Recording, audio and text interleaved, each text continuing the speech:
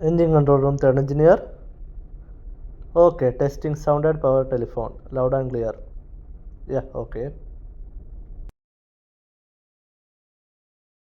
ഇതാണ് sound powered telephone. ഷിപ്പുകളിൽ emergency സിറ്റുവേഷനിൽ ഉപയോഗിക്കുന്ന ഒരു ഫോണാണിത്. സാറ്റലൈറ്റ് കമ്മ്യൂണിക്കേഷനുള്ള ഈ കാലത്ത് എന്തുകൊണ്ട് ഇങ്ങനൊരു ഫോൺ ഉപയോഗിക്കുന്നു? ഇമാജിൻ ഒരു ഓപ്പൺ സീയിൽ വെച്ച് ഷിപ്പിൻ്റെ പവർ ഫെയിലർ ഉണ്ടാവുകയാണ്. മറ്റ് കമ്മ്യൂണിക്കേഷൻ എക്യുപ്മെൻറ്റ്സ് ഒന്നും വർക്കാവുന്നില്ല.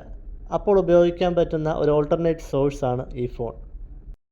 ഈ ഫോൺ എമർജൻസി സിറ്റുവേഷനിൽ ഉപയോഗിക്കാൻ കാരണം ഇതിന് ഒരു എക്സ്റ്റേണൽ പവർ സോഴ്സിൻ്റെയോ ബാറ്ററി സോഴ്സിൻ്റെയോ ആവശ്യമില്ല. അപ്പോൾ ഇതെങ്ങനെയാണ് വർക്കാവുന്നത്? ഇതിൻ്റെ ഹാൻഡ്സെറ്റിൽ ഒരു ട്രാൻസ്മിറ്ററും റിസീവറും ഉണ്ട്. 2 ഡയഫ്രംസ് ഉണ്ട്. നമ്മൾ സംസാരിക്കുമ്പോൾ ഉണ്ടാകുന്ന സൗണ്ട് മൂലം ഈ ഡയഫ്രംസ് വൈബ്രേറ്റ് ചെയ്യുന്നു. ഈ വൈബ്രേഷൻ വളരെ ചെറിയ ഇലക്ട്രിക്കൽ സിഗ്നൽസ് ആയിട്ട് ട്രാൻസ്മിറ്റ് ചെയ്യും.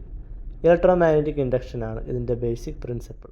ഈ ഫോണിൽ 24 സ്റ്റേഷൻസ് ഉണ്ട്. ഈ 24 സ്റ്റേഷൻസിൻ്റെയും ലിസ്റ്റ് തൊട്ടടുത്ത് തന്നെ തന്നിട്ടുണ്ട്. വീൽ ഹൗസ്, കപ്പിത്താൻ്റെ മുറി, അങ്ങനെ എമർജൻസി സ്റ്റേഷൻസ് എല്ലാം. ഇത് ഉപയോഗിക്കാനായിട്ട് അതിൻ്റെ ഹാൻഡ്സെറ്റ് എടുക്കുക. ഏത് സ്റ്റേഷനിലേക്കാണോ വിളിക്കേണ്ടത് ഈ നോബ് അതിന് നേരെ തിരിക്കുക. അതിനുശേഷം മുകളിൽ കാണുന്ന നോബ് അതിൽ കൊടുത്തിരിക്കുന്ന ഡയറക്ഷനിൽ റൊട്ടേറ്റ് ചെയ്യണം. അത് റൊട്ടേറ്റ് ചെയ്യുമ്പോൾ ഏത് സ്റ്റേഷനിലേക്കാണ് നമ്മൾ വിളിക്കുന്നത് അവിടെ ഒരു റിങ്ങിങ് ബെൽ കേൾക്കും. അപ്പോൾ വീണ്ടും കാണാം. ലൈക്ക് ചെയ്യാനും സബ്സ്ക്രൈബ് ചെയ്യാനും മറക്കണ്ട. ബൈ.